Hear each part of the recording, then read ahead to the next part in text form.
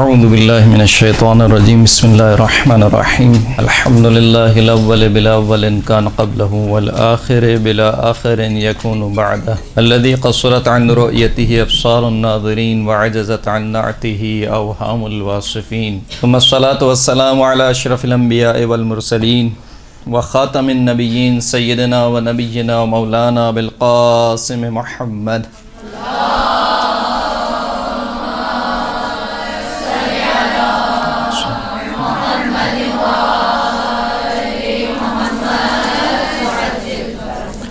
وعلى آله الطيبين الطاهرين المعصومين الذين أذهب الله عنهم الرجس وطهرهم تطهيرا اللهم صل على محمد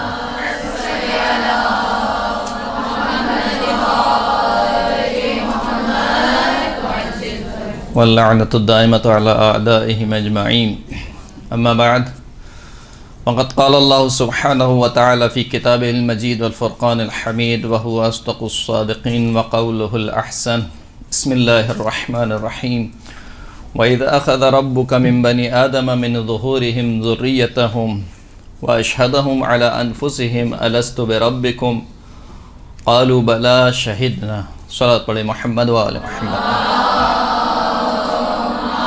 صلی اللہ علیہ وسلم.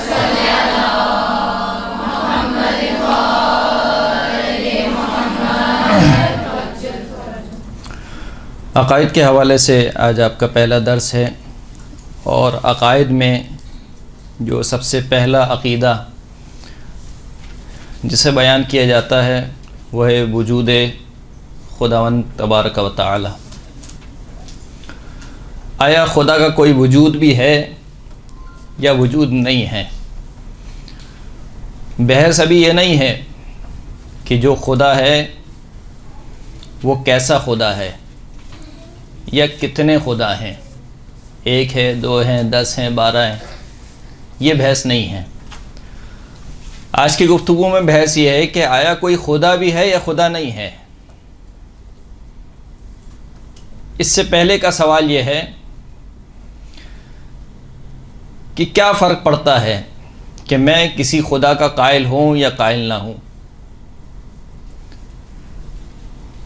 بہت سے ایسے افراد ہیں جو کسی خدا کو نہیں مانتے ہیں، کہتے ہیں کہ یہ دنیا خود بخود وجود میں آئی، طبیعت یا نیچر اس دنیا کی خالق ہے، اس کے علاوہ اور کچھ نہیں ہے. اور ان کے مقابل میں کچھ ایسے افراد بھی ہیں جو خدا کو مانتے ہیں، یعنی اعتقاد رکھتے ہیں کہ کوئی نہ کوئی خدا ہے. اب وہ خدا کون ہے اس سے بھی بحث نہیں ہے کہ آیا سورج خدا ہے، چاند خدا ہے، یا یہ جو بت ہیں، جو مورتیاں ہیں، یہ خدا ہیں. اس سے بھی بحث نہیں ہے، لیکن خدا کو مانتے ہیں. تو سوال یہ ہے کہ کیا ضرورت پڑی ہے، کیوں اس بات کا عقیدہ رکھا جائے کہ کوئی نہ کوئی خدا موجود ہے. کیونکہ عقائد کا یہ پہلا درس ہے، اور یہ جو عقائد ہیں گے، یعنی یہ جو عنوان ہیں ہمارے عقائد کے، یہ تھوڑے سے خشک ہیں. تو میں چاہوں گا کہ ان کو تھوڑا سا دلچسپ بنا کے آپ کی خدمت میں پیش کروں، لیکن پھر بھی اگر آپ تھوڑا تھوڑا میرا ساتھ دیں گی تو انشاءاللہ منزل آسان ہو جائے گی. سورہ کیا تھی جو قرآن کی تلاوت کی؟ اس کی جو سورہ نمبر ہے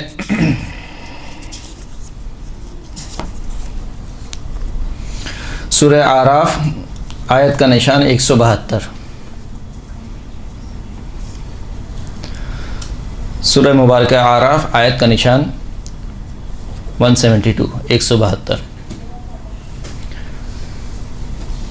تو جب ہم یہ کہتے ہیں کہ کیا ضرورت ہے اس سوال کی کہ کوئی خدا ہے یا نہیں ہے، در حقیقت یہ جو ہماری فطرت ہے اس کے سوال کا ایک جواب ہے. یعنی جب تک ہم جی رہے ہیں ایک سوال ہمارے اندر گردش کر رہا ہے.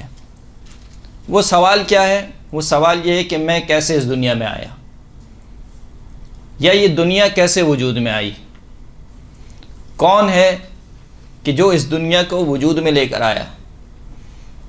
اور چلیں دنیا وجود میں آ گئی، میں اس دنیا میں آ گیا، اب یہاں سے کہاں جانا ہے؟ مر گیا، مرنے کے بعد کیا ہوگا؟ مٹی میں دفنا دیا جاؤں گا، اس کے بعد کیا ہوگا؟ کچھ ہے یا کچھ نہیں ہے؟ یہ 3 سوالات ہیں گے جو انسان اپنے آپ سے پوچھتا ہے، چاہے شعوری طور پر ہو چاہے لاشعوری طور پر ہو، ہر انسان۔ اسی لیے مولا کائنات امیر المؤمنین علی بن ابی طالب علیہ الصلوۃ والسلام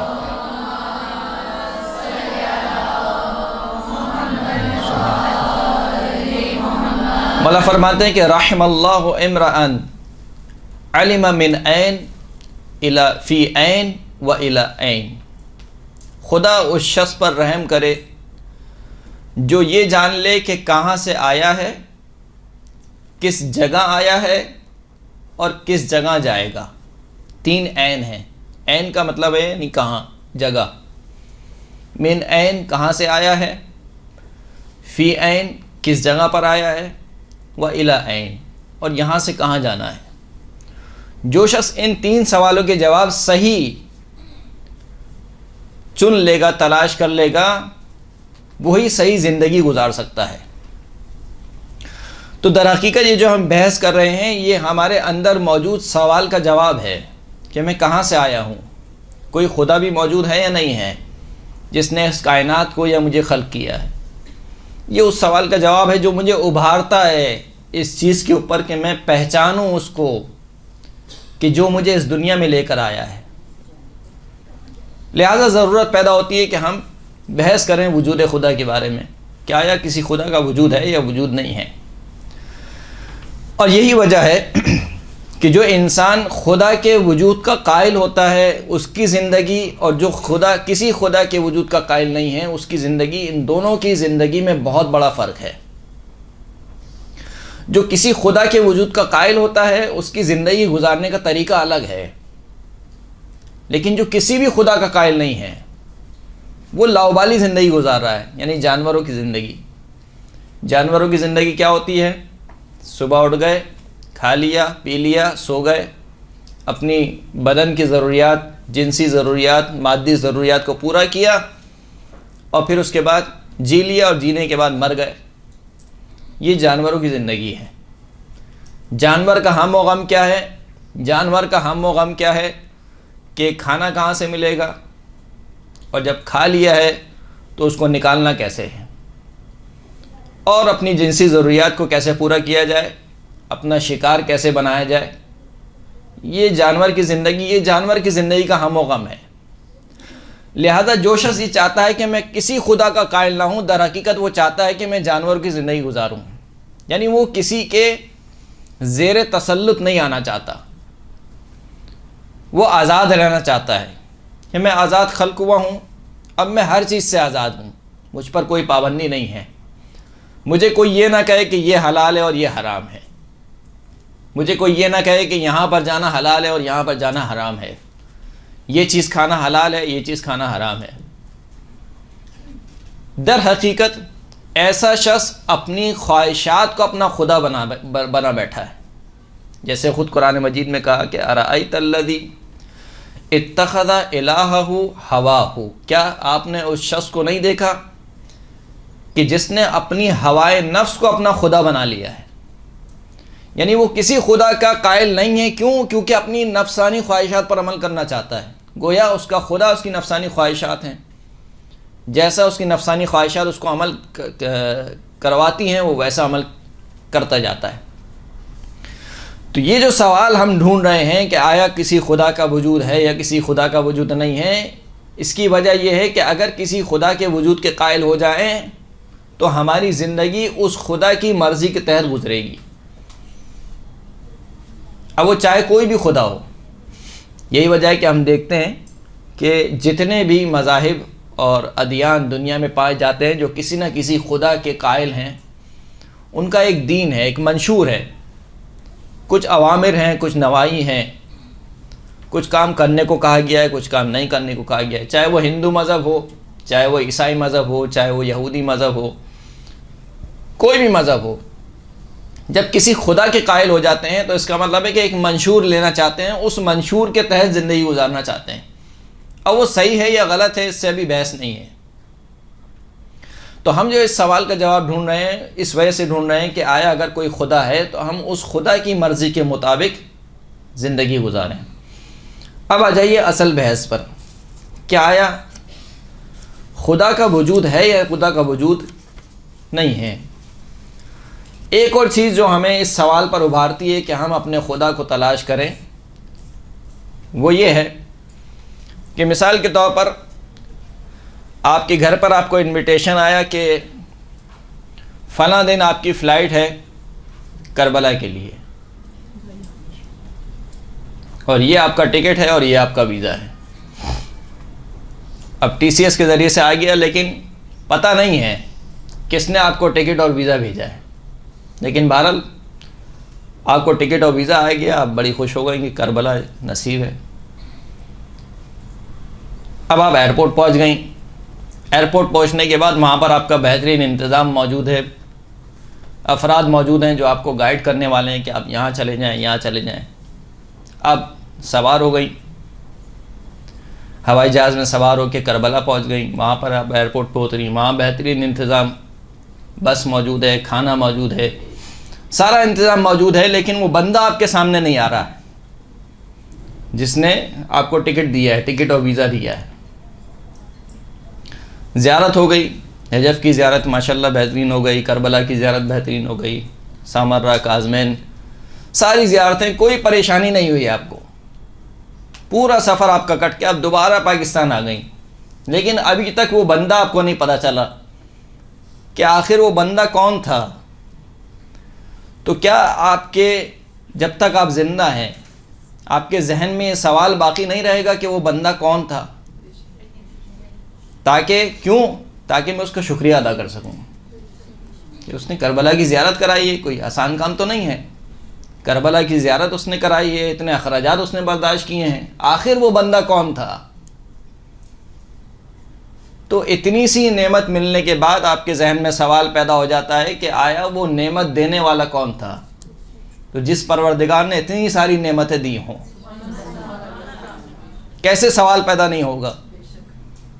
یعنی جو انسان اپنے سامنے دیکھ رہا ہے کہ مثال کے طور پر خدا نخواستہ اللہ آپ کو سلامت رکھے، ایک شخص آپ کے سامنے ہے جو پیروں سے معذور ہے، چل نہیں سکتا ہے، یا مثال کے طور پر اس کی آنکھیں نہیں ہیں، دیکھ نہیں سکتا ہے، آپ کو اللہ نے آنکھیں دی ہیں، اب اس کی پریشانی کو دیکھ کے سمجھ رہے ہیں کہ یہ نعمت کتنی بڑی نعمت ہے، یہ ہاتھ چل رہے ہیں کتنی بڑی نعمت ہے، پیر چل رہے ہیں کتنی بڑی نعمت ہے، سانسیں آ رہی ہیں جا رہی ہیں کتنی بڑی نعمت ہے، والدین جیسی ہستی دی اللہ نے کہ اگر ولادت کے موقع پر ہی والدہ جیسی ہستی نہ ہوتی تو کیا حشر ہوتا ہمارا۔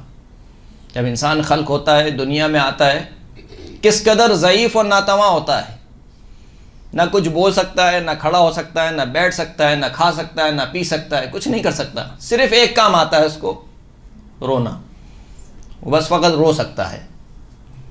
اس موقع پر اگر والدہ جیسی ہستی نہ ہو یا والدین جیسی ہستی نہ ہو تو انسان کی پوری دنیا تباہ ہو جاتی ہے۔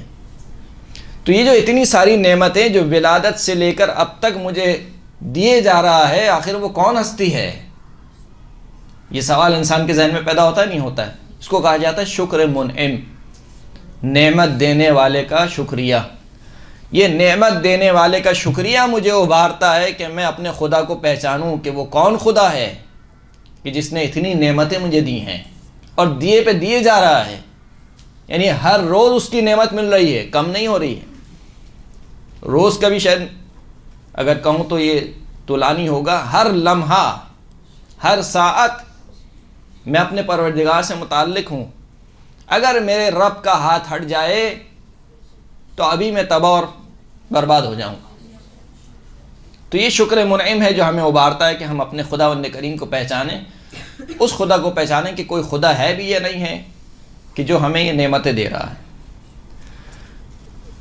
اب تک کی جو بحث تھی وہ یہ تھی کہ آخر کیا ضرورت ہے کہ ہم خدا کے وجود کو پہچانیں یا بحث کریں کہ کوئی خدا ہے یا کوئی خدا نہیں ہے۔ اب سوال یہ ہے، اگلا سوال، کہ خدا ہے اس کے اوپر کیا دلیل ہے، یا خدا نہیں ہے اس کے اوپر کیا دلیل ہے؟ دونوں باتوں کے لیے دلیل چاہیے نا، ہونے پر بھی اور نہ ہونے پر بھی۔ اگر کوئی کہتا ہے کہ خدا نہیں ہے تو اس کے پاس بھی دلیل ہونی چاہیے، اور اگر کوئی شخص کہتا ہے کہ کوئی خدا ہے تو اس کے پاس بھی دلیل ہونی چاہیے۔ علماء کرام بیان کرتے ہیں کہ 3 راستے ہیں یا 3 دلیلیں ہیں وجود خدا کے اوپر۔ پہلا راستہ یا پہلی دلیل کہا جاتا ہے کہ راہ دل۔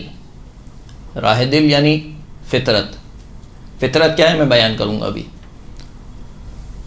پہلی دلیل فطرت ہے انسان کی، انسان کا دل ہے جو انسان کو متوجہ کرتا ہے خداوند کریم کی طرف۔ جب انسان دنیا کی رنگینیوں میں گم ہوتا ہے تو اس کو معلوم نہیں ہوتا، لیکن آپ میں سے ہر ایک نے تجربہ کیا ہوگا کہ کبھی کبھار انسان کی زندگی میں ایسے حالات آتے ہیں جہاں انسان اپنے آپ کو بالکل بے بس پاتا ہے۔ جب انسان بالکل بے بس پاتا ہے اس لمحے بھی اس کو امید ہوتی ہے کہ کوئی ایک تو ہے جو ابھی بھی میرا ہاتھ پکڑ لے گا۔ اسی کو فطرت کہتے ہیں، اسی کو فطرت کہتے ہیں۔ تو پہلا راستہ یا پہلی دلیل راہ دل یا فطرت، جس کو توحید فطری بھی کہا جاتا ہے، مختلف نام اس کے دیے گئے ہیں۔ دوسرا راستہ تجربے کا راستہ ہے۔ کیا مطلب تجربے کا راستہ؟ جس کو برہان نظم کہا گیا ہے۔ ابھی کیا ہوتا ہے یہ انشاءاللہ میں بیان کروں گا آپ کی خدمت میں، برہان نظم۔ اور تیسرا راستہ جو عقلی دلیل ہے، جس کو علماء کرام یہاں پر بیان کرتے ہیں، وہ دلیل وجوب اور امکان وجود ہے۔ یہ کیا ہوتی ہے؟ یہ انشاءاللہ میں بہت کوشش کروں گا کہ سلیس کر کے اس کو آپ کی خدمت میں بیان کروں، کیونکہ اس میں جو کچھ اصطلاحات ہیں گی کوئی فلسفی ہیں، کچھ منطقی ہیں، میں چاہوں گا کہ اس کو مثالوں کے ساتھ آپ کی بیان کر سکوں۔ تو پہلا جو راستہ ہے جس کو فطرت کہا گیا، فطرت اللہ التی فطر الناس علیہا، قرآن مجید میں ارشاد ہوا۔ فطر کس کو بولتے ہیں؟ فطر بولتے ہیں دانے کو شکافتہ کرنے کے۔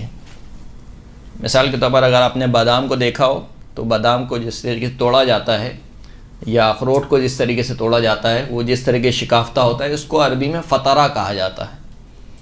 فاطر السماوات والارض کہا جاتا ہے، زمینوں اور آسمانوں کو شکافتہ کرنے والا، خلق کرنے والا۔ فطرت اللہ التی فطر الناس علیہا، اللہ کی فطرت وہ ہے کہ جس پر اللہ نے لوگوں کو خلق فرمایا ہے۔ یعنی خداوند کریم نے کسی بھی انسان کو کافر خلق نہیں کیا عقیدے کے اعتبار سے۔ جو انسان بھی اس دنیا میں آ رہا ہے وہ موحد آ رہا ہے، اس کو پہچان کرا دی گئی ہے پہلے۔ کہاں کرا دی گئی؟ وہی آیت جو میں نے سرنامہ کلام کے طور پر آپ کی خدمت میں پیش کی، سورہ اعراف کی آیت نمبر 172۔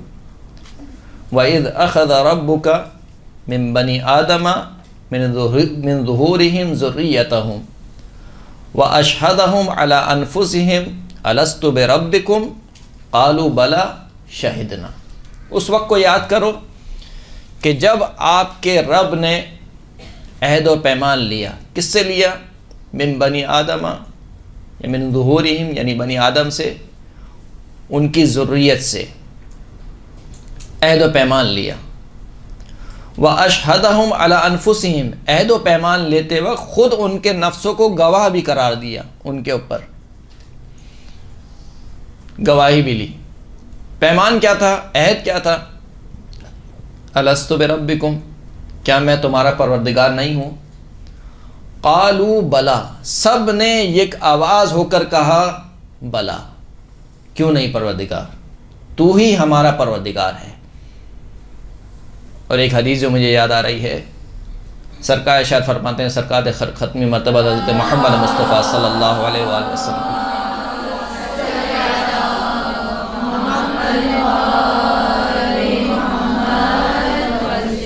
سب سے پہلے جس نے بلا کہا وہ میری ذات تھی۔ سب سے پہلے جس نے کہا کہ تو ہی میرا پروردگار ہے وہ سرکار کی ذات تھی. بہرحال تو عہد لیا گیا، پیمان لیا گیا عالم زر میں. اب یہ آیت کیا ہے، اس کا مفہوم کیا ہے، وہ کون سا عالم تھا کہ جہاں پر امتحان لیا گیا، یہ عہد و پیمان لیا گیا؟ بہرحال اس میں بڑی تفصیل ہے، اور کئی ایک علماء نے اس آیت کو متشابہ آیت قرار دیا ہے. متشابہ آیت کون سی آیت ہوتی ہے؟ ایک ہے محکم اور ایک ہے متشابہ. قرآن کی آیت دو قسم کی ہیں، کچھ محکم ہیں، کچھ متشابہ.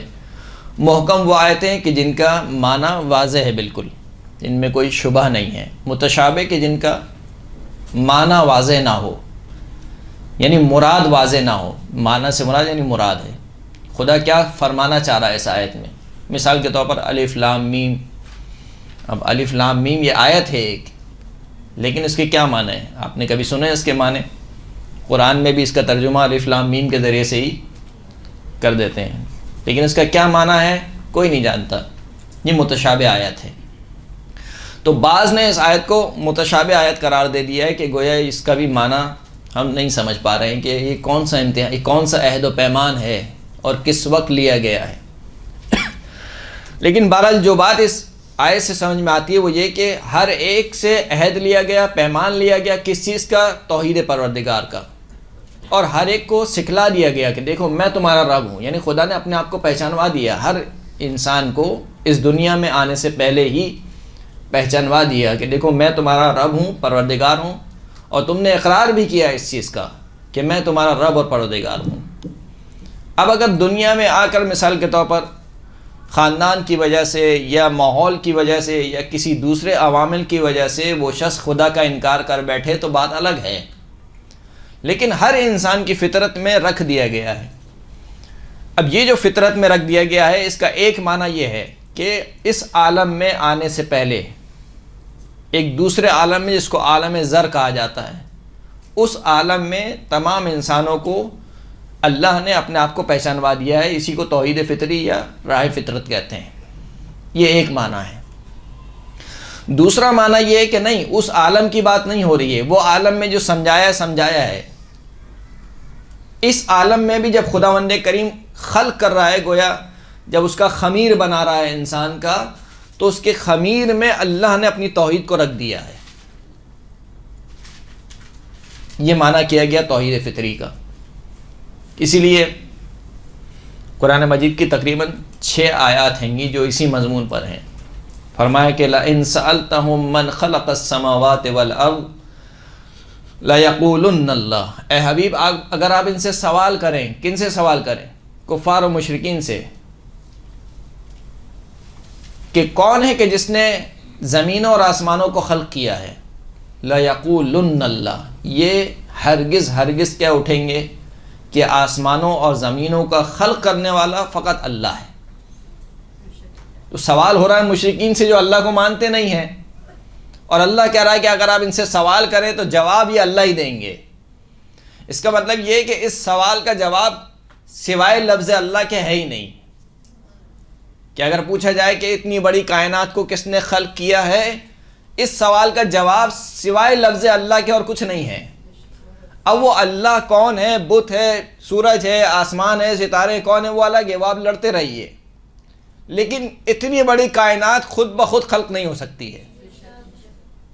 اس وجہ سے خداوند کریم کہہ رہا ہے کہ حبیب اگر آپ ان سے سوال کریں خود بول اٹھیں گے. تو یہ در حقیقت وہی فطرت کی آواز ہے جو فطرت کہہ رہی ہے کہ یہ آسمان خلق نہیں ہو سکتا ہے، یہ اتنی بڑی کائنات بغیر خدا کے خلق نہیں ہو سکتی ہے. تو ایک معنی فطرت کا یہ کیا گیا. ایک اور معنی جو فطرت کا کیا گیا کہ جس فطرت پر انسان کو خلق کیا گیا وہ یہ کہ علم کی 2 قسمیں ہیں. ایک ہوتا ہے علم حضوری اور ایک ہوتا ہے علم حصولی.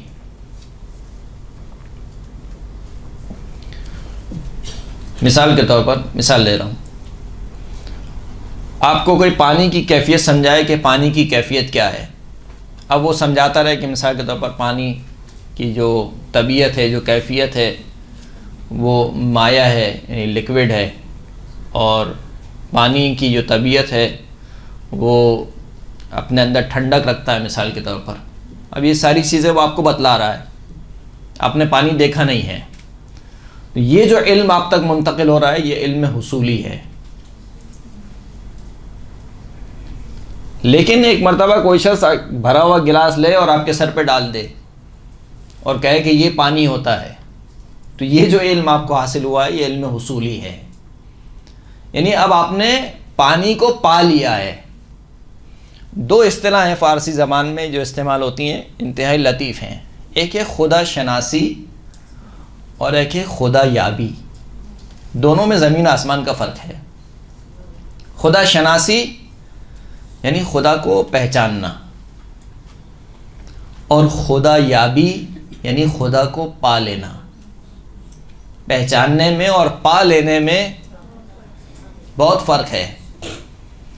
یعنی وہ انسان کس منزل پر ہوگا کہ جس نے خدا کو پا لیا ہو، صرف پہچانا نہ ہو، خدا کو پا لیا ہو. اسی لیے سید الشہداء کہتے ہیں کہ اے خدا جس نے تجھے پا لیا، اللہم صلی علی محمد وآل محمد.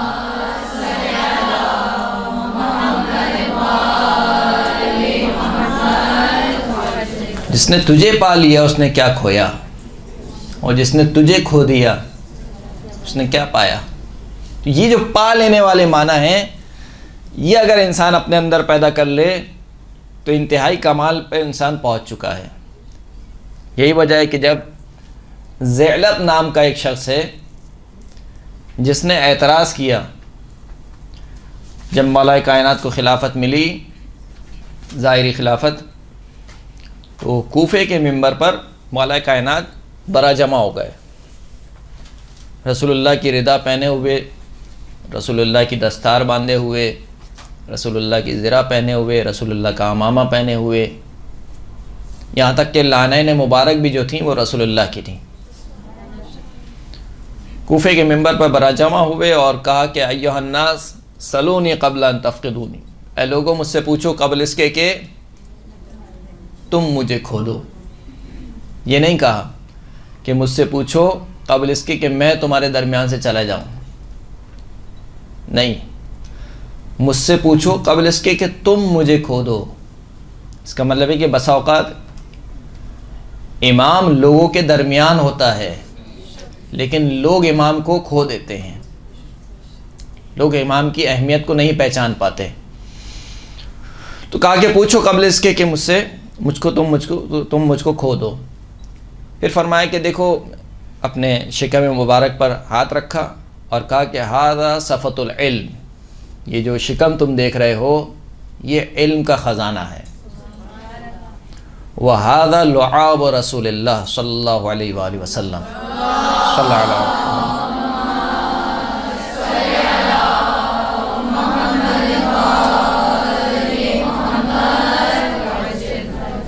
یہ جو علم میں تمہارے سامنے بیان کر رہا ہوں، یہ علم در حقیقت رسول اللہ کا لعاب دہن ہے. جس کا لعاب دہن علی کا علم بن جائے اس کا علم کہاں پر ہوگا. کہ یہ جو علم بیان کر رہا ہوں یہ رسول اللہ کا لعاب دہن ہے. لہٰذا مجھ سے جو پوچھنا چاہتے ہو، اچھا یہ رسول اللہ نے مجھے علم کیسے دیا ہے؟ زق العلم زقا، ایسے دیا ہے کہ جس طریقے سے چڑیا اپنے بچے کو دانہ کھلاتی ہے، ایسے رسول اللہ نے مجھ تک علم منتقل کیا ہے. پھر اس کے بعد مولا کائنات نے بیان کیا کہ اگر میرے لیے مسند قضاوت بچھا دی جائے، جو حدیث آپ سنتے ہیں، تو میں اہل تورات کے درمیان تورات سے، اہل انجیل کے درمیان انجیل سے، اہل قرآن کے درمیان قرآن سے فیصلہ صادر کروں گا. اور کیسا فیصلہ ہوگا؟ یہاں تک کہ خود انجیل بول اٹھے گی کہ علی نے سچ کہا، یہاں تک کہ خود تورات بول اٹھے گی کہ علی نے سچ کہا، خود قرآن بول اٹھے گا کہ علی نے سچ کہا. یہ حدیث مولا کائنات بیان کر رہے تھے کہ اتنے میں ذیلب نامی شخص تھا، اس نے کہا کہ لقد ارتقى ابو الحسن مرقاتا صعبا، آج تو ابو الحسن نے بہت ہی بڑا بول دیا. یعنی گویا وہ کہنا چاہ رہا تھا کہ عام زمان میں اگر ہم کہیں کہ لمبی لمبی ہانک رہے ہیں، کہا کہ بہت بڑا بول دیا ہے. لأخجلن، آج تو میں ابو الحسن کو رسوا کر کے رہوں گا. آیا مولا کائنات کے پاس اور کہنے لگا کہ کیا آپ نے اپنے رب کو دیکھا ہے؟ اب آپ کے خیال میں مولا کیا جواب دیں گے؟ اس نے سوال کیا کہ کیا آپ نے اپنے رب کو دیکھا ہے؟ مولانا نے کیا جواب دیا؟ میں اس رب کی عبادت ہی نہیں کرتا جس کو دیکھا نہ ہو۔ اب پریشان ہو گیا، کیسے ممکن ہے؟ کہا کیسے بیان کریں، کیسے آپ نے اپنے رب کو دیکھا ہے؟ فرمایا ویحک یا ذئلب، اے ذئلب وائے ہو تجھ پر، لم ترہ العیون بمشاہدۃ الابصار، اللہ کو ان ظاہری آنکھوں سے نہیں دیکھا جا سکتا، بل تراہ العیون بحقیقت الایمان، بلکہ خدا کو دیکھا جا سکتا ہے، یا آنکھیں اللہ کو دیکھتی ہیں ایمان کی حقیقت سے۔ تو یہ وہ معنی ہے خدا یابی کے، جب انسان خدا کو پا لیتا ہے، یعنی علم حضوری ہے، میں اپنے اندر خدا کے وجود کو دیکھ رہا ہوں، میں اس کائنات میں خدا کے وجود کو پا رہا ہوں، اس کو کہتے ہیں علم حضوری۔ علم حصولی کی بات نہیں ہے، علم حضوری، یعنی کسی کے بتانے سے یا کسی کے سمجھانے سے نہیں سمجھا ہوں، میں ایک چیز کو خود دیکھ رہا ہوں اپنے نفس میں۔ مثال کے طور پر آپ سے کوئی کہے سانسیں کیا ہوتی ہیں، سانس کا آنا جانا کیا ہے، تو یہ چیز آپ کے لیے بالکل واضح ہے، کیونکہ آپ سانس لے رہی ہیں، سانس کا مفہوم آپ کے اندر موجود ہے، پایا جاتا ہے، اس کو علم حضوری کہا جاتا ہے۔ تو ایک فطرت کا معنی یہ کیا گیا کہ خدا کا جو وجود ہے، اس کا جو علم ہے وہ انسان کے اندر پایا جاتا ہے، یعنی انسان اپنے اندر محسوس کر رہا ہے خداوند کریم کے وجود کو، یہ ایک فطرت کا معنی ہے۔ ایک صلوات پڑھیں محمد و آل محمد۔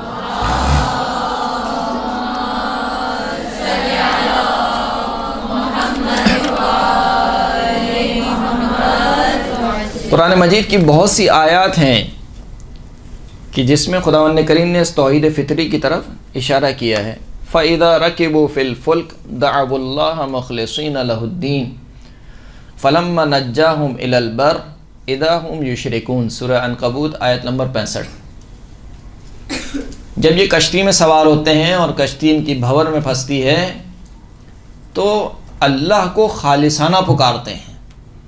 کئی آیات ہیں اسی مضمون کی قرآن مجید میں، خالصانہ پکارتے ہیں۔ فَلَمَّا نَجَّاهُمْ إِلَى الْبَرِّ إِذَا هُمْ يُشْرِكُونَ، لیکن جب خداوند کریم ان کو ساحل سمندر پر لے آتا ہے، کنارے سمندر پر لے آتا ہے، تو پھر دوبارہ سے اللہ کے ساتھ شریک قرار دینے شروع ہو جاتے ہیں۔ یہ جو آیت ہے توحید فطری کی طرف اشارہ ہے۔ ایک شخص جو امام جعفر صادق علیہ السلام کی خدمت میں محمد وآل امام کی خدمت میں حاضر ہوا اور کہا کہ میں کیسے خدا کا یقین کر لوں کہ کوئی خدا ہے؟ تو امام نے کہا کہ کیا تو نے کبھی سمندر کا سفر کیا ہے؟ کہاں سمندر کا سفر کیا ہے؟ کہا کبھی ایسا ہوا ہے کہ تیری کشتی بھنور میں پھنس گئی ہو؟ کہاں ایسا بالکل بھی ہوا ہے۔ کہا اس وقت تیری کیفیت کیا تھی کہ جب تو یہ سمجھ رہا تھا کہ اب تو بس میں ڈوبا ہی ڈوبا، یعنی اب کوئی نہیں ہے جو مجھے بچائے گا، لیکن اس وقت بھی تیرے دل میں ایک امید ضرور تھی کہ کوئی تو ایک ہے جو اس وقت بھی مجھے بچا سکتا ہے۔ کہا وہ جو امید ہے یا وہ جو تیرے دل کی پکار تھی وہی خداوند کریم ہے، وہی تیرا پروردگار ہے۔ تو یہ توحید فطری کی طرف اشارہ ہے۔ ایک اور آیت کی تفسیر میں امام اشار فرماتے ہیں کہ ہی الفطرۃ التی فطر اللہ الناس علیہا لا تبدیل لخلق اللہ وقال فطرہم اللہ علی المعرفہ۔ حنیفیت کو بیان کرتے ہوئے امام نے اشار فرمایا کہ حنفاء للہ غیر مشرکین۔ اس حنفاء کے معنی کیا ہیں، حنفیت کے معنی کیا ہیں؟ فرمایا کہ ہی الفطرۃ التی، حنفاء کے معنی یہ ہے کہ اللہ نے ان کو اس فطرت پر خلق کیا ہے کہ جس پر تمام انسانوں کو خلق فرمایا ہے۔ لا تبدیل لخلق اللہ، اللہ کی خلقت میں کوئی تبدیلی واقع نہیں ہو سکتی۔ پھر فرمایا کہ قال فطرہم اللہ علی المعرفہ، اللہ نے لوگوں کو اپنی معرفت پر خلق فرمایا ہے۔ اسی کو فطرت کہا جاتا ہے یا راہ فطرت کہا جاتا ہے، اس سے زیادہ اس پر گفتگو نہیں ہوگی۔ اس کے بعد آ جائیے دوسرا جو راستہ ہے وہ ہے تجربے کا راستہ، برہان نظم کہا جاتا ہے۔ برہان نظم کا کیا مطلب ہے؟ فرض کر لیجئے کہ آپ اس کلاس میں داخل ہوئیں اور یہاں پر چیئرز لگی ہوئی تھیں بالکل ترتیب سے، ترتیب سے، مثال کے طور پر ایک لائن میں 10 یا 12 چیئرز لگی ہوئی تھیں، اسی طریقے سے یہ میز یہاں پہ رکھی ہوئی تھی، اسی طریقے سے کرسی یہاں پر رکھی ہوئی تھی، یہ لائٹنگ یہاں پر ہوئی ہوئی تھی، سب کام بالکل منظم انداز سے ہوا تھا۔ اب جب آپ اس کلاس میں اندر داخل ہوئیں اور آپ نے دیکھا کہ ساری چیزیں مرتب ہیں، کیا آپ یہ احتمال دے سکتی ہیں کہ یہ خود بخود مرتب ہو گئیں؟ 1% بھی آپ یہ احتمال دیں گی کہ یہ ساری چیزیں خود بخود مرتب ہو گئیں؟ یعنی کوئی مرتب کرنے والا نہیں تھا ان کو۔ آپ جیسی کلاس میں داخل ہوئیں ساری کرسیاں ترتیب سے لگی ہوئی تھیں، میز ترتیب سے لگی ہوئی ہے، لائٹنگ ہوئی ہوئی ہے، کیمرہ لگا ہوا ہے، مائک لگا ہوا ہے، تو 1% بھی آپ یہ احتمال نہیں دیں گی کہ یہ خود بخود مرتب ہو گیا۔ یہ جو نظم ہے یا ترتیب ہے، یہ بغیر ترتیب دینے والے کے اور بغیر منظم کے وجود میں نہیں آ سکتی، درست ہے؟ اب جب انسان اس پوری کائنات کو دیکھتا ہے، یہ پوری کائنات ایک گھر کی مانند منظم ہے، سیارے اپنے مدار میں حرکت کر رہے ہیں، چاند اپنے مدار میں حرکت کر رہا ہے، سورج اپنے مدار میں حرکت کر رہا ہے، زمین اپنے مدار میں حرکت کر رہی ہے، اور ان کے درمیان فاصلہ بھی ایک معین مقدار میں ہے، یعنی اگر تھوڑا سا کم ہو زیادہ ہو گیا تو اس کا مطلب ہے کہ تباہ ہو جائے گا۔ زمین اگر تھوڑی سی قریب ہو گئی سورج کے تو جل کے بھسم ہو جائے گی، دور ہو گئی تو پتہ نہیں کہاں غائب ہو جائے گی۔ تو ایک اندازے کے مطابق زمین حرکت کر رہی ہے، سورج حرکت کر رہا ہے، چاند و ستارے حرکت کر رہے ہیں، یہاں تک کہ خود اس زمین کے اوپر سورج نکلتا ہے، زمین پر اثر انداز ہوتا ہے، زمین سورج سے اتنی روشنی لیتا ہے کہ جتنی روشنی اس کو چاہیے، یا درخت یا بیج اتنی روشنی لیتا ہے کہ جتنی روشنی اس کو چاہیے، یہی بیج زمین سے اتنا پانی لیتا ہے کہ جتنا پانی اس کو ضروری ہے، پھر یہ بیج بڑھ کے تناور درخت بنتا ہے، اور تناور درخت بننے کے بعد پھل دینے لگتا ہے۔ یہ جو سائیکل چل رہی ہے، رات اور دن آ جا رہے ہیں، رات اور دن آنے سے جو اس زمین میں تبدیلیاں واقع ہو رہی ہیں، کیا کوئی انسان یہ احتمال دے سکتا ہے کہ یہ ایک طبیعی امر ہے، یعنی خود بخود ہو رہا ہے، آٹومیٹک، کوئی منظم نہیں ہے، کوئی ترتیب دینے والا نہیں ہے؟ اصل میں آپ اس کائنات کو چھوڑ دیں، مولا کائنات فرماتے ہیں کہ خود تیرے اندر، صلوات پڑھیں محمد و آلہ،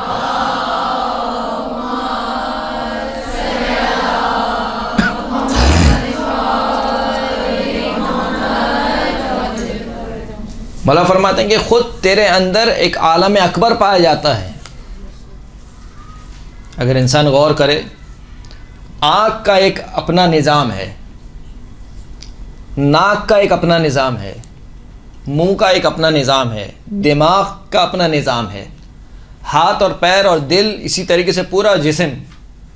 اگر انسان پورے جسم کو کھول کے رکھ دے تو انسان دیکھے گا کہ پوری دنیا ہے انسان کے اندر۔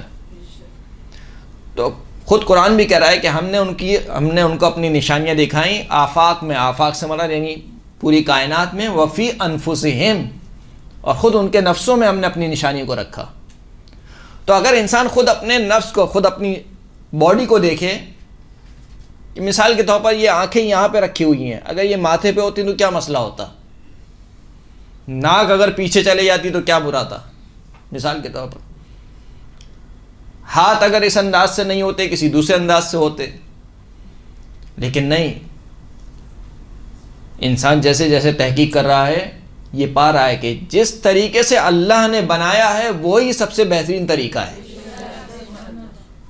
پیر جس طریقے سے بنائے ہیں اسی طریقے سے بننے چاہیے تھے، ورنہ تو ممکن ہے کہ آج کل مثال کے طور پر پیروں کی سرجری ہوتی ہے، کسی کا گھٹنا خراب ہو جاتا ہے، خدا نخواستہ، اللہ آپ کو سلامت رکھے، کسی کو فالج ہو جاتا ہے، کسی کی ٹانگ کاٹنی پڑتی ہے تو مصنوعی ٹانگ لگائی جاتی ہے، یا مثال کے طور پر وہ گھٹنا یا گولا جسے بولتے ہیں خراب ہو جاتا ہے، ٹوٹ جاتا ہے، مصنوعی گولا یا مصنوعی گھٹنا لگایا جاتا ہے،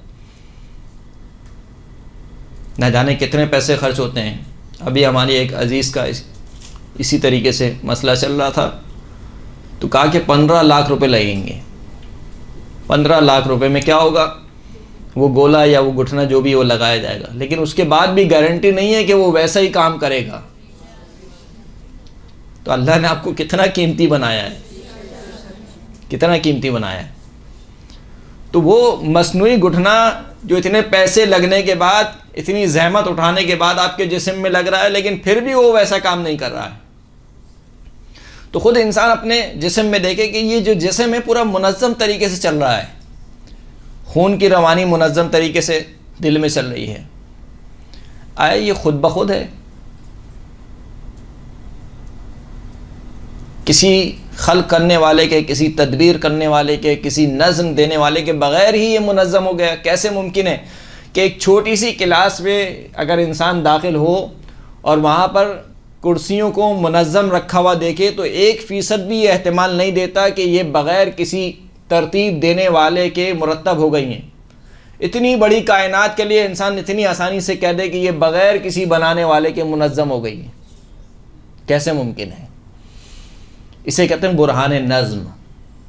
یعنی جب انسان پوری کائنات کو دیکھتا ہے تو دیکھتا ہے کہ ایک نظام ہے جو اس کائنات پر رائج ہے. اگر اس نظام میں تھوڑا سے بھی اونچ نیچ ہو جائے تو یہ دنیا تباہ ہو جائے گی. اسی وجہ سے آپ دیکھتے ہیں سورج گرہن اور چاند گرہن کیا ہوتا ہے؟ اپنے مدار سے یا باہر ہے یا اندر جاتا ہے تو سورج گرہن یا چاند گرہن واقع ہوتا ہے، اور جس کے اثرات ہوتے ہیں زمین پر. تو یہ جو اثرات ہیں آئے یہ کس نے رکھیں، کس نے اس طریقے سے ان کو منظم کیا ہے؟ یعنی ایک چھوٹی سی گھڑی اگر انسان دیکھے اور گھڑی کی مشینری کو انسان دیکھے تو کیا یہ 1% بھی احتمال دے سکتا ہے کہ بغیر کسی منظم کرنے والے کے یہ گھڑی وجود میں آ گئی؟ کیسے ممکن ہے کہ اتنی بڑی کائنات جس میں اتنا بڑا نظام چل رہا ہے جو آپس میں ٹکراتا نہیں ہے؟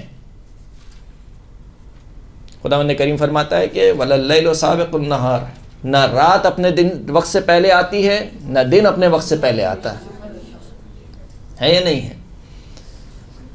چاند اور سورج اپنے اپنے مدار میں پھر رہے ہیں. قرآن مجید میں وجود خدا کے اعتبار سے جس دلیل کے اوپر سب سے زیادہ تاکید کی ہے وہ یہی برہان نظم ہے. کتنی قرآن مجید کی آیت ہیں جس میں اللہ نے یہ کہا کہ کیا تم نے فلاں کو نہیں دیکھا، کیا تم نے اونٹ کو نہیں دیکھا، کیا ہم نے تمہارے لیے رات کو نہیں بنایا، کیا ہم نے تمہارے لیے زمین اور آسمان کو خلق نہیں کیے، کیا تم اس زمین کو نہیں دیکھتے ہو، کیا تم ان ستاروں کو نہیں دیکھتے ہو؟ سب سے زیادہ جو تاکید کی ہے قرآن مجید میں وہ اس کے اوپر کی ہے، اس برہان کے اوپر کی ہے. کیوں؟ کیونکہ یہ جو برہان ہے یہ کوئی علمی برہان نہیں ہے، یہ وہ برہان ہے کہ جسے انسان اپنی آنکھ سے دیکھ رہا ہے، جسے انسان پا رہا ہے، یعنی علم حضوری ہے، دیکھ رہا ہے اپنی آنکھوں سے. تو کوئی عقلی اور کوئی فلسفی بات نہیں ہے اس کے اندر. اس لیے قرآن مجید میں سب سے زیادہ تاکید کی گئی ہے اسی برہان نظم کے اوپر کی گئی ہے، اور سب سے زیادہ آیات جو توحید کے اوپر آپ کو ملیں گی وہ اسی متعلق ملیں گی کہ خداوند کریم کفار کو، مشرکین کو اسی بات کی طرف توجہ دلا رہا ہے کہ دیکھو ہم نے سورج کو کیسے خلق کیا. سخر لکم الشمس والقمر، ہم نے تمہارے لیے سورج اور چاند کو مسخر کر دیا. دیکھو رات اور دن کیسے آتے جاتے ہیں، دیکھو ہم نے گٹھلی کو کیسے شکافتہ کر کے اس سے تناور درخت بنایا. کئی ایک آیات ہیں. یہ جو برہان نظم ہے یہ در حقیقت مجموعہ ہے دو چیزوں کا. یعنی منطق کے مطابق کہا جاتا ہے ایک ہوتا ہے صغرا، ایک ہوتا ہے کبرا. صغرا اور کبرا یہ کسی عورتوں کے نام نہیں ہے. منطق کے دو قضیے ہوتے ہیں، پہلے قضیے کو کہا جاتا ہے صغرا، دوسرے قضیے کو کہا جاتا ہے کبرا. صغرا اور کبرا سے تیسرا ایک قضیہ نکلتا ہے جس کو کہا جاتا ہے نتیجہ. صغرا کیا ہے؟ صغرا یہ ہے کہ یعنی صغرا سے مراد پہلا قضیہ یہ ہے کہ اس عالم میں ایک نظام موجود ہے. یعنی انسان دیکھ رہا ہے کہ یہ پوری کی پوری کائنات منظم ہے، نظام موجود ہے، یہ صغرا. کبرا کیا ہے کہ کوئی بھی نظام بغیر مدبر کے، بغیر نظم دینے والے کے، بغیر ترتیب دینے والے کے وجود میں نہیں آ سکتا. کوئی بھی نظام ہو، چھوٹا سا نظام ہی کیوں نہ. اس مدرسے کا نظام آپ دیکھیں کیا ممکن ہے کہ کوئی بغیر کسی منظم کے اور کسی ترتیب دینے والے کے اس مدرسے کا نظام وجود میں آ جائے؟ کچھ لوگ ہیں بہرحال جو کام کر رہے ہیں، زحمت اٹھا رہے ہیں، خدا ان کی زحمت کو قبول فرمائے، جو کلاسوں کو مرتب کر رہے ہیں، جو ٹائمنگز کو مرتب کر رہے ہیں. مثال کے طور پر ایک شخص ٹیچر سے گفتگو کر رہا ہے کہ آپ کا درس کب ہے، کب آنا ہے، کس موضوع پر گفتگو ہوگی. یہ پورا نظام ہے یا نہیں ہے؟ چھوٹا سے چھوٹا نظام بھی، حتیٰ خود آپ کا اپنا نظام. آج آپ صبح اٹھی ہیں تو آپ کا ایک برنامہ ہے نا، یعنی آپ کا ایک پروگرام ہے کہ آج پورا دن کیا ہوگا. 8 بجے یہ کام ہوگا، 9 بجے یہ کام ہوگا، 10 بجے یہ کام ہوگا، 3 بجے فلاں جگہ جانا ہے، 4 بجے فلاں جگہ جانا ہے، یعنی پورا نظام ہے آپ کے ذہن میں. تو جب آپ چھوٹی سی مخلوق ہو کر اپنے نظام مرتب کرتی ہیں اور آپ کے نظام بغیر آپ کے مرتب نہیں ہو سکتے ہیں، تو اس پوری کائنات کا نظام کیسے بغیر نظم کرنے والے کے، بغیر ترتیب دینے والے کے منظم ہو جائے.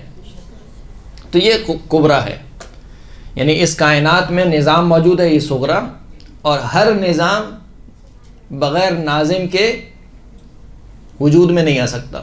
بس اس کائنات کا ایک ناظم موجود ہے، نظم دینے والا.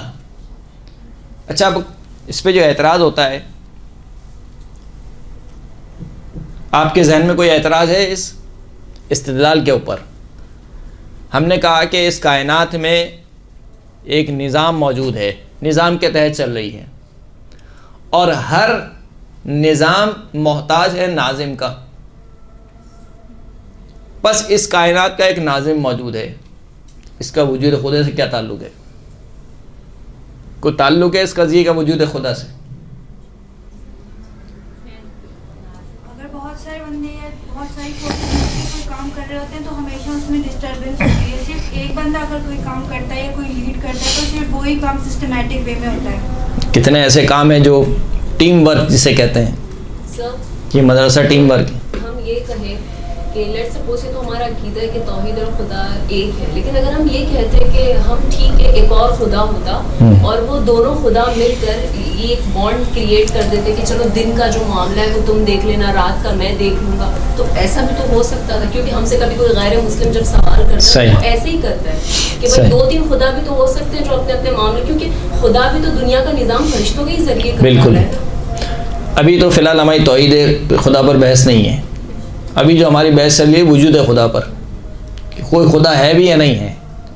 جب ہم یہ ثابت کر لیں گے کہ خدا ہے، پھر ہم آئیں گے کہ کتنے خدا ہیں، 1 ہے، 2 ہیں، 10 ہیں، 12 ہیں، کتنے. ہم یہ کہہ رہے ہیں کہ یہ جو برہان نظم ہے، آیا یہ وجود خدا کو ثابت کر رہا ہے نہیں کر رہا ہے؟ کیسے ثابت کر رہا ہے؟ آپ کہہ رہے ہیں کہ نظام، دنیا میں ایک نظام موجود ہے، ہر نظام محتاج ہے ایک ناظم کا. بس دنیا میں ایک ناظم موجود ہے، اس کا وجود خدا سے کیا تعلق ہے؟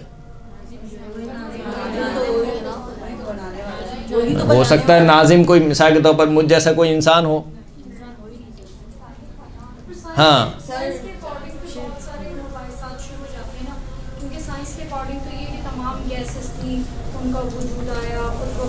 نہیں مثلاً کوئی، ہاں آپ کی بات درست ہے، مثلاً کوئی شخص کہے کہ اس کا ناظم طبیعت ہے، نیچر ہے، پھر آپ کیا جواب دیں گے؟ اس نیچر کا ترتیب میں چلنا، اس فطرت کا ایک سیکوینس چل رہا ہے، تو وہ آگے پیچھے بعد اس کی ترتیب ڈسٹرب نہیں ہو رہی.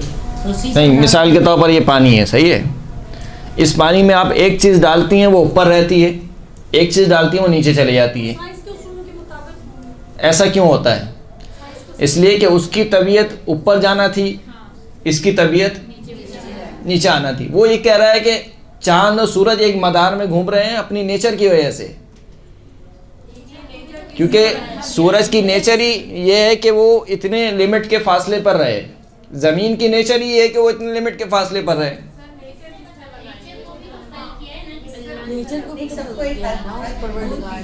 صحیح.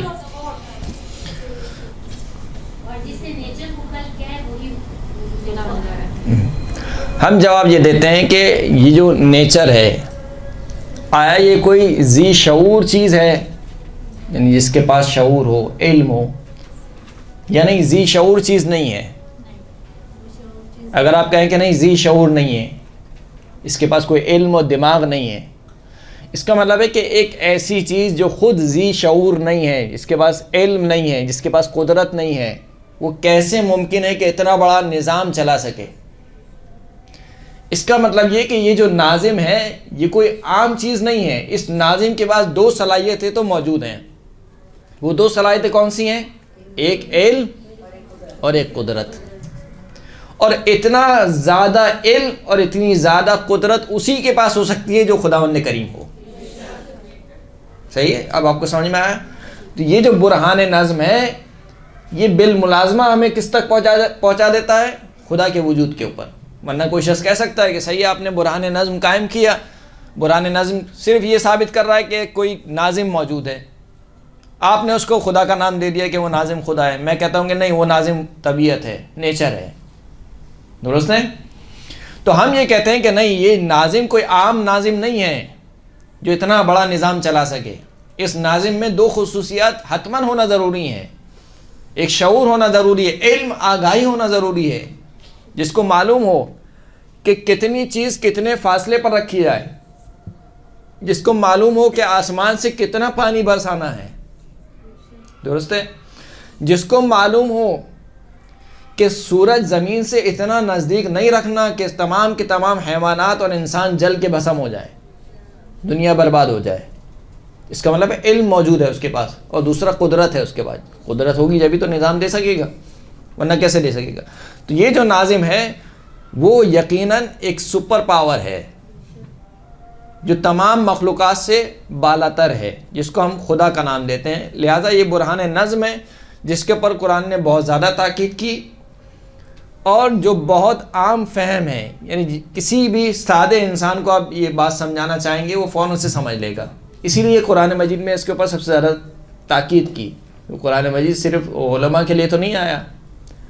قرآن مجید سے فقط فلسفہ جو لوگ سمجھتے ہیں ان کے لیے تو نہیں آیا.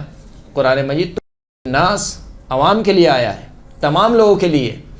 چاہے وہ بڑے سے بڑا علامہ ہو اس کے لیے بھی قرآن مجید ہے، اور چاہے کون ذہن ہی کیوں نہ ہو اس کے لیے بھی قرآن مجید ہے. تو ہر ایک کے لیے ہدایت ہے. تو خدا نے جو دلیلیں انتخاب کی ہیں اپنی توحید کے اوپر وہ وجدانی ہیں. اس کو تجربہ کیوں کہا جاتا ہے؟ تجربہ یعنی خود انسان دیکھ رہا ہے، ایکسپیریمنٹ کر رہا ہے، اپنے سامنے آنکھوں سے دیکھ رہا ہے. اسی کو وجدان بھی کہا جاتا ہے. وجدان یعنی وہی پانے کے معنی میں، جس نے خدا کو پا لیا، دیکھ رہا ہے، محسوس کر رہا ہے اپنے اندر. تو یہ جو دلیلیں ہیں خداوند کریم کی یہ وجدانی دلیلیں ہیں. بہت زیادہ تاکید ہوئی. میں کچھ آیات آپ کی خدمت میں پیش کرنا چاہتا ہوں. صلوات پڑھیں محمد و آل محمد.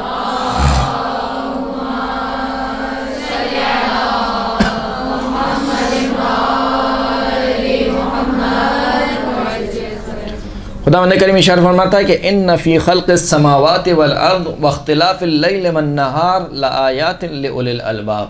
بے شک آسمانوں کی خلقت میں اور زمین کی خلقت میں اور رات اور دن کے آنے جانے میں نشانیاں ہیں.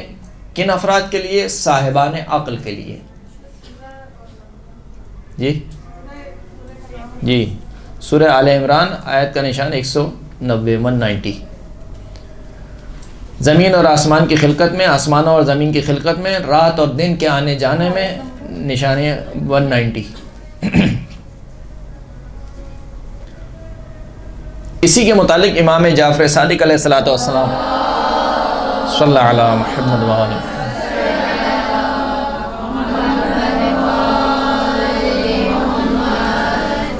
مفضل سے فرماتے ہیں کہ یا مفضل اول العبر والادلۃ علی الباری جل قدسہ تہیئۃ ھذا العالم.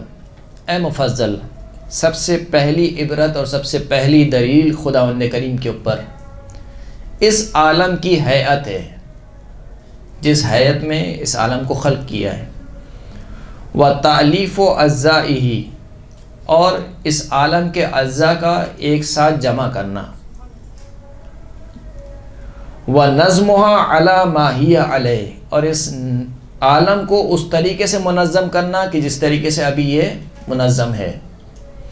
فإنک اذا تأملت العالم بفکرک ومیزتہ بعقلک وجدتہ کالبیت المبنی المعد فیہ جمیع ما یحتاج الیہ عبادہ. اے مفضل، اگر تو اپنی فکر سے اس عالم میں غور و فکر کر اور اپنی عقل کے ذریعے سے اس کے جو نظام ہیں، اس کی جو چیزیں ہیں، اس کو تمیز دینا شروع کر۔ وجدتہ کالبیت المبنی، تو اس عالم کو ایک گھر کے جیسا پائے گا، جیسے ایک گھر بنا ہوا ہے۔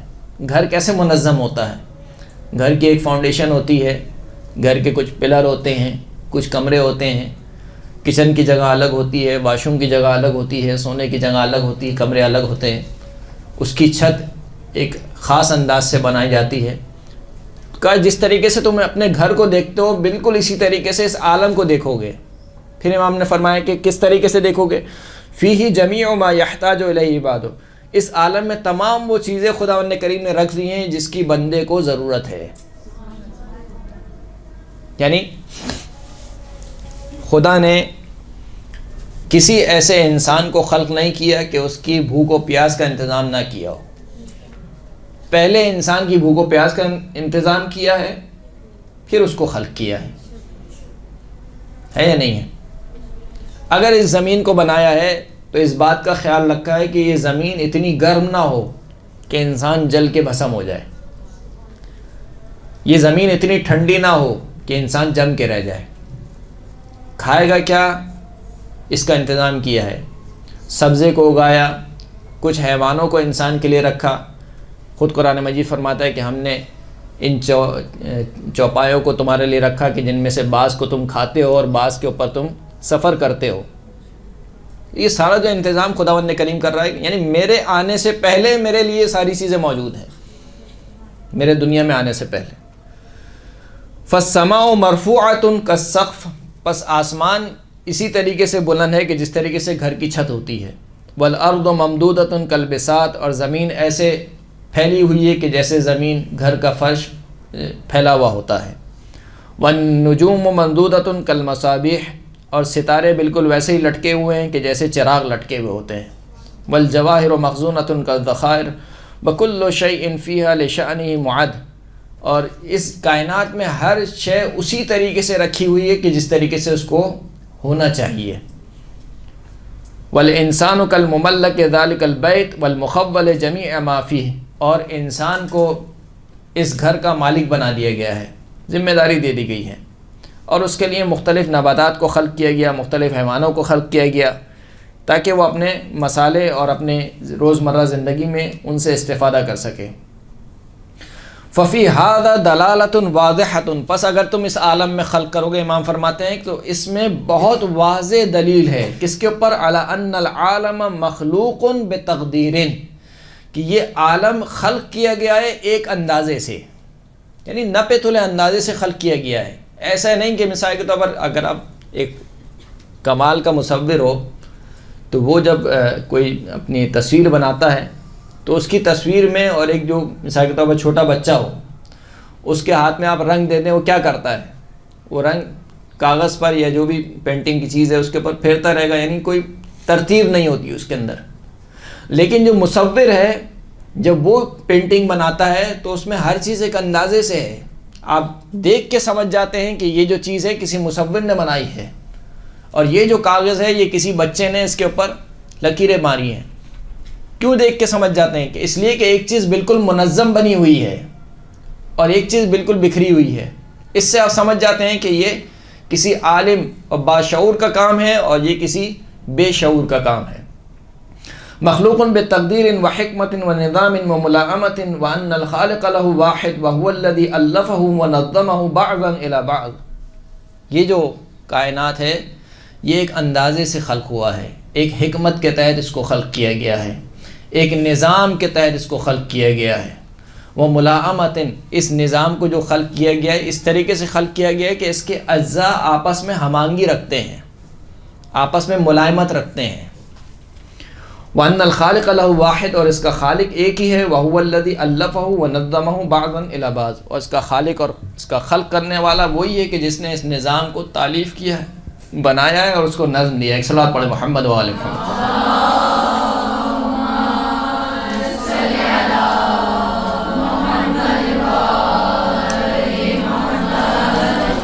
پھر خداوند کریم ارشاد فرماتا ہے کہ وَمِنْ آیَاتِهِ خَلْقُ السَّمَاوَاتِ وَالْأَرْضِ وَاخْتِلَافُ أَلْسِنَتِكُمْ وَأَلْوَانِكُمْ إِنَّ فِي ذَلِكَ لَآيَاتٍ لِلْعَالَمِينَ اللہ کی نشانیوں میں سے ہے کہ اس نے آسمانوں کو خلق کیا، زمین کو خلق کیا، وَاخْتِلَافُ أَلْسِنَتِكُمْ اور تمہاری زبانوں کے مختلف ہونے میں اللہ کی نشانی ہے۔ یعنی عجیب نہیں ہے کہ سب کے سب ایک انسان ہیں، ایک طریقے کے، لیکن کوئی سندھی بولتا ہے، کوئی پنجابی بولتا ہے، کوئی پشتو بولتا ہے، کوئی اردو بولتا ہے، کوئی انگریزی بولتا ہے، کوئی ترکی بولتا ہے، کوئی زبان بولتا ہے۔ ان کی زبانیں مختلف کیوں ہیں؟ کہ ان کی زبانوں کے مختلف ہونے میں اللہ کی نشانی ہے۔ وَأَلْوَانِكُمْ تم سب کے سب انسان ہو، لیکن تم سب کے سب رنگ ایک جیسے نہیں ہیں، کوئی بہت سفید ہے، کوئی سانولا ہے، کوئی بہت کالا ہے۔ ان فی ذلک لآیات للعالمین ان تمام چیزوں میں عالمین کے لیے نشانی ہے۔ اس آیت کی روشنی میں امام فرماتے ہیں کہ تأمل یا مفضل، اے مفضل تأمل کرو، ما انعم اللہ تقدست اسماؤہ بہ علی الانسان من هذا النطق الذي يعبر به عما فی ضمیرہ۔ اے مفضل تأمل کرو، تفکر کرو کہ اللہ نے اس انسان کے اوپر جو نعمت نازل کی ہے، کون سی نعمت؟ من هذا النطق، یہ بولنے کی نعمت، کتنی بڑی نعمت ہے۔ الذی یعبر به عما فی ضمیرہ، اگر اب ایک لمحے کے لیے سوچیں، خدا نخواستہ انسان کی گویائی چلے جائے۔ ابھی تو ہمیں بولنے کی عادت ہے نا، کہیں پر بہت زیادہ ہی بول دیتے ہیں، کہیں پر وہاں پر بھی بول دیتے ہیں کہ جہاں پر نہیں بولنا چاہیے۔ ہم سوچتے نہیں ہیں کہ بول رہے ہیں تو اس کا اثر کیا ہوگا سامنے والے پر، کسی کی دل آزاری تو نہیں ہوگی۔ یہ نعمت کا بے دریغ استعمال ہے۔ جب انسان کو نعمت کی قدر نہیں ہوتی تو پھر وہ ایسی خرچ کرتا ہے نعمت کو۔ تو کہا ایک لمحے کے لیے اگر آپ سوچیں کہ یہ قوت گویائی آپ سے چھین لی جائے، کیا ہوگا زن گرامی؟ واقعاً کچھ نعمتیں ایسی ہیں کہ جس کے بارے میں ہمیں قدر نہیں ہے کہ وہ کتنی بڑی نعمت ہے۔ بینائی کتنی بڑی نعمت ہے، اس سے پوچھیں کہ اس کے بعد بینائی نہیں ہے۔ گویائی کتنی بڑی نعمت ہے، اس سے پوچھیں کہ جو گونگا ہے۔ شنوائی، سننے کی صلاحیت کتنی بڑی نعمت ہے، اس سے پوچھیں جو سن نہیں سکتا ہے، بیچارے کی پریشانی کیا ہے۔ یعنی آپ سوچیں ایک شخص اندھا، گونگا اور بہرا ہو، وہ کیسے جیے گا اس دنیا میں؟ کیسے بتا سکے گا کہ مجھے کیا چاہیے؟ کیسے سن سکے گا اگر کوئی سمجھانے والا اس کو سمجھا رہا ہے؟ کیسے سن سکے گا؟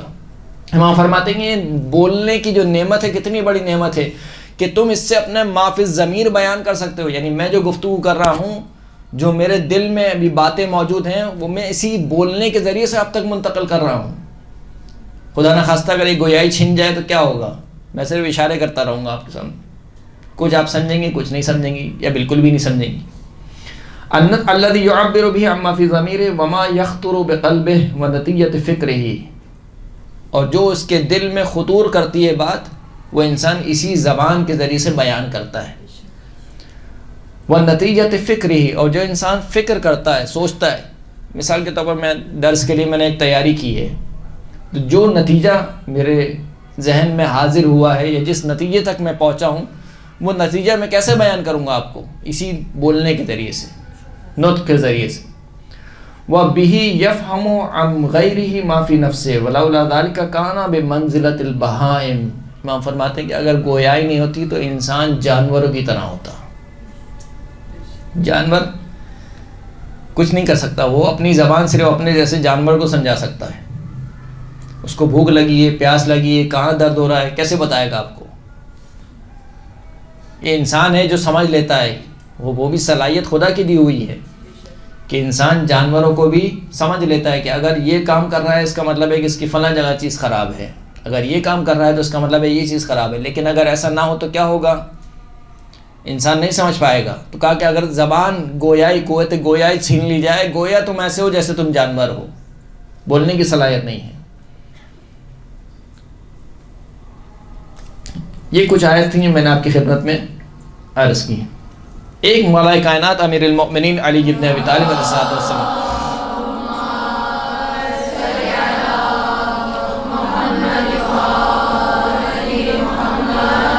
امام فرماتے ہیں نہج البلاغہ میں خطبہ نمبر 186 عجیب جملہ ہے مولا کا فرماتے ہیں کہ لو اجتمع جمیع حیوانہا من طیرہا وبہائمہا واجناسہا ومتلبدۃ اممہا واقیاسہا علی احداث بعوضۃ ما قدرت علی احداثہا وَلَعَرَفَتْ كَيْفَ السَّبِيلُ إِلَىٰ إِيجَادِهَا وَلَتَحَيَّرَتْ عُقُولُهَا فِي عِلْمِ ذَلِكَ. فرماتے ہیں کہ اگر اس دنیا کے ساری طاقتیں جمع ہو جائیں، ساری طاقتیں، چرند پرند حیوان جن انس، ساری طاقتیں جمع ہو جائیں، سارے عقل والے جمع ہو جائیں، تمام ذہین کے ذہین جسے کہنا چاہیے کہ لوگ جمع ہو جائیں، کس چیز کے اوپر؟ کہ ایک مچھر کو خلق کریں. ایک مچھر کو اگر خلق کرنا چاہیں اور تمام کے تمام لوگ جمع ہو جائیں، پوری کی پوری کائنات جمع ہو جائے، ما قدرت علی ذالک، تو یہ قدرت نہیں رکھتے کہ ایک مچھر کو خلق کر سکیں. ایک مچھر کو، یا ایک مچھر کے پر کے برابر. صلوات پڑھیں محمد وآلہ.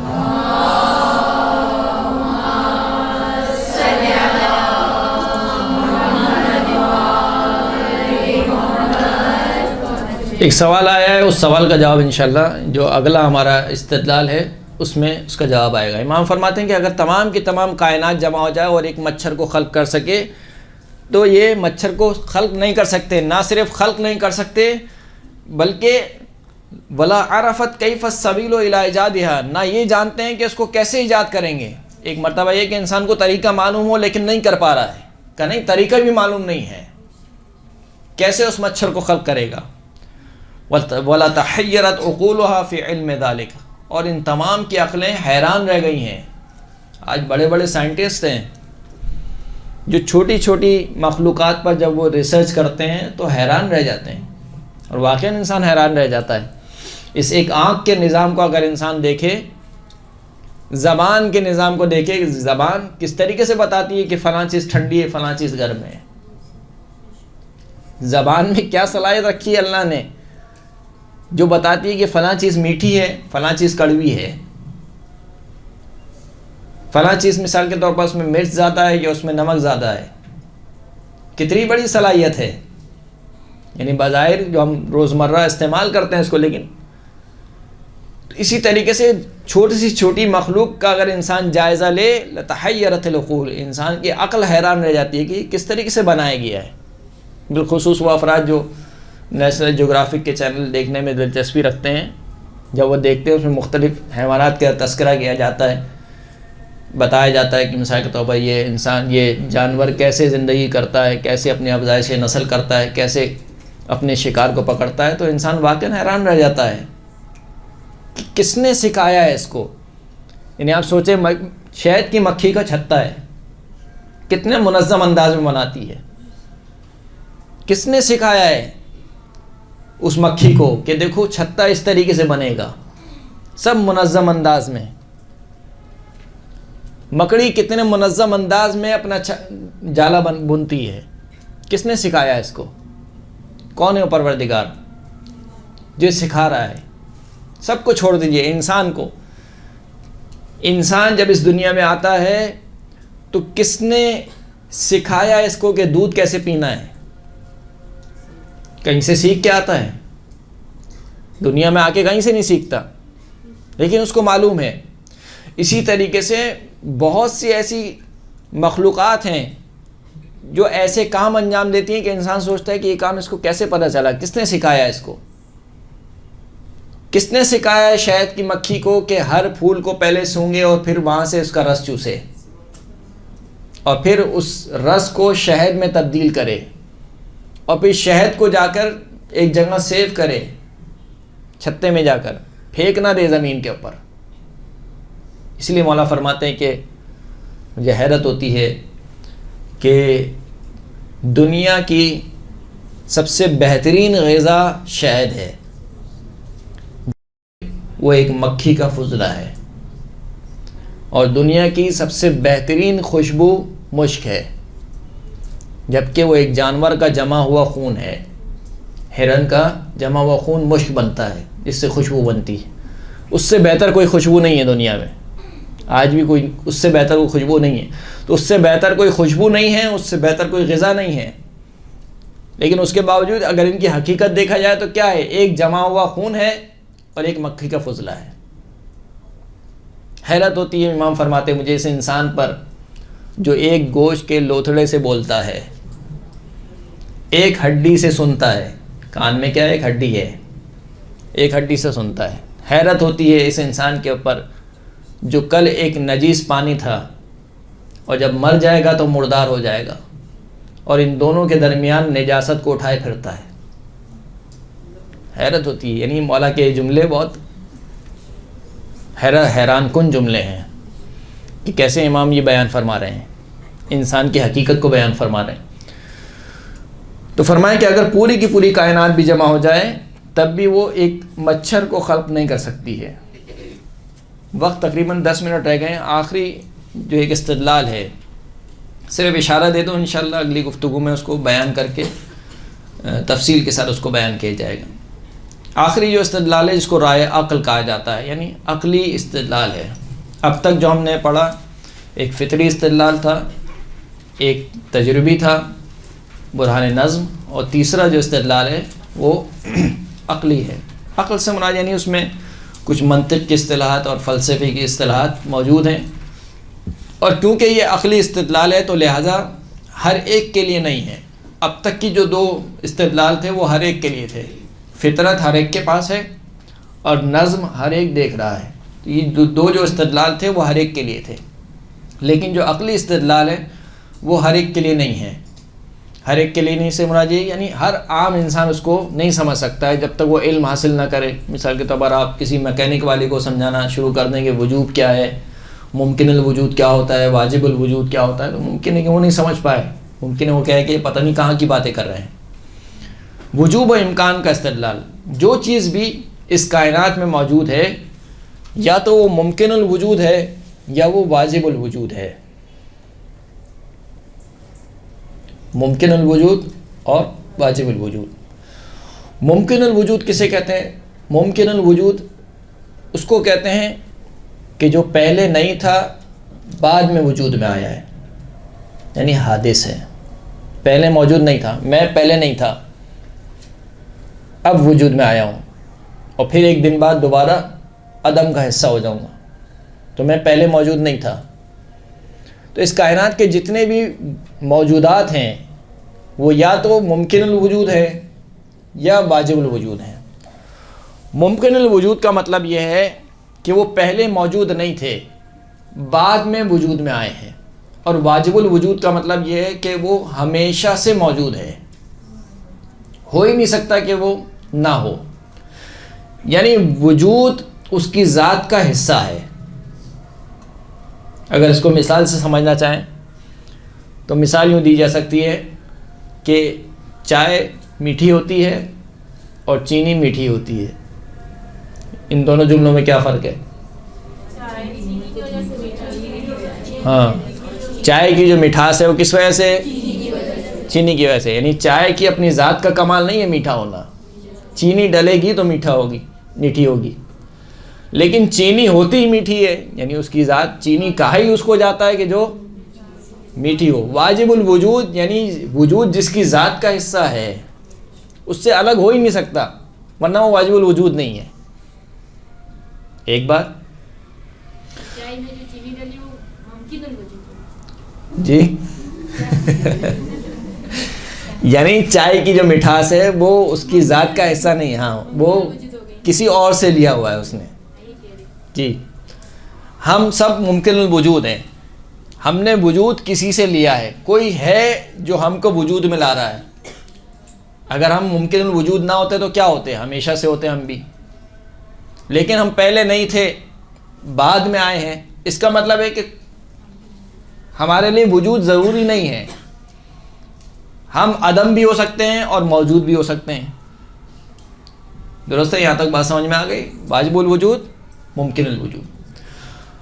یہ جو ایک وجود ہے یا یہ جو ایک شے ہے مثال کے طور پر, اس کی نسبت وجوب اور عدم سے مساوی ہے, یعنی 50-50 ہے.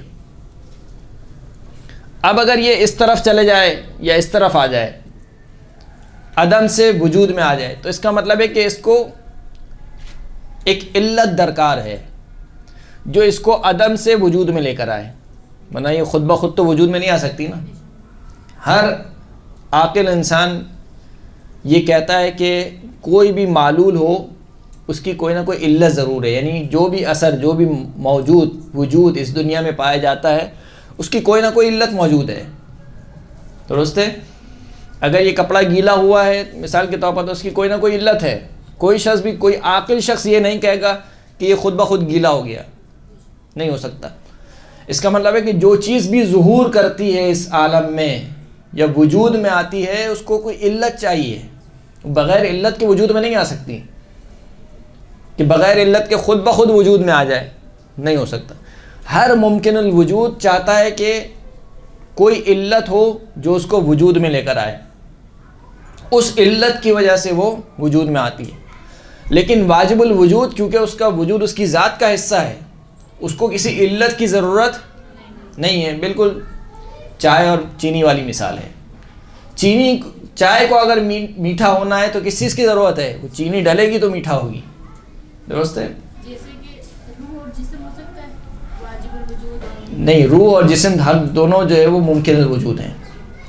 واجب الوجود سوائے اللہ کے ساری چیزیں ممکن الوجود ہیں، فقط اللہ ہے جو واجب الوجود ہے، کہ وجود جس کی ذات کا حصہ ہے، ہو ہی نہیں سکتا کہ وہ عدم ہو، نیستی ہو، نہ ہو، نہیں ہو سکتا۔ نیستی یہاں پر فارسی والا نیستی ہے، اردو والا نیستی نہیں ہے۔ نیستی نیستی سے نکلا ہے، نیستی، نہ ہونا، ہو ہی نہیں سکتا۔ تو ہر ممکن الوجود علت چاہتا ہے، کوئی علت ہو جو اس کو وجود میں لے کر آئے، درست ہے؟ اس کو بولتے ہیں اصل علیت، یعنی ہر معلول، ہر وجود ایک علت چاہتا ہے۔ یہ کیوں اتنی مشکل ویسے، اسی وجہ سے اس کو میں نے سب سے آخر میں رکھا ہے۔ ہر وجود، ہر معلول ایک علت چاہتا ہے کہ جس سے وہ وجود میں آئے، لیکن واجب الوجود کو کوئی علت درکار نہیں ہے۔ اب جتنی بھی چیزیں ہم اس کائنات میں دیکھ رہے ہیں، ہم سب جانتے ہیں کہ یہ سب پہلے نہیں تھیں، بعد میں آئی ہیں۔ مثال کے طور پر میں اپنے آپ کو کہوں کہ میں پہلے نہیں تھا، میں بعد میں آیا ہوں، تو سوال ہوگا کہ مجھے کون اس دنیا میں لایا؟ آپ کہیں گے کہ مثال کے طور پر آپ کے والدین سبب بنے کہ آپ اس دنیا میں آئے۔ میں سوال کروں گا کہ میرے والدین کو کون دنیا میں لایا؟ تو کہا کہ ان کے والدین سبب بنے کہ وہ دنیا میں آئے۔ اچھا، ان کے والدین کو کون دنیا میں لایا؟ کہ ان کے والدین سبب بنے۔ تو میں سوال کرتا چلے جاؤں گا یہاں تک کہ سلسلہ پہنچ جائے گا کہاں تک؟ حضرت آدم۔ لیکن سوال تو میرا نہیں رکے گا، پھر میں سوال کروں گا کہ حضرت آدم کو کون وجود میں لایا؟ تو دو میں سے ایک جواب ہے، یا تو خود بخود وجود میں آ گئے یا ان کو بھی کوئی، درست ہے؟ یہ نہیں ہو نہیں سکتا کہ انسان کی عقل کہے کہ خود بخود وجود میں آ گئے، کیونکہ جب معلول ہے اس کا مطلب ہے کوئی علت ہونی چاہیے۔ خود بخود کیسے وجود میں آ گئے؟ کوئی نہ کوئی علت ہے کہ اس کی وجہ سے وجود میں آئے۔ وہ جس کی وجہ سے وجود میں آئے اس کو کون وجود میں لے کر آیا؟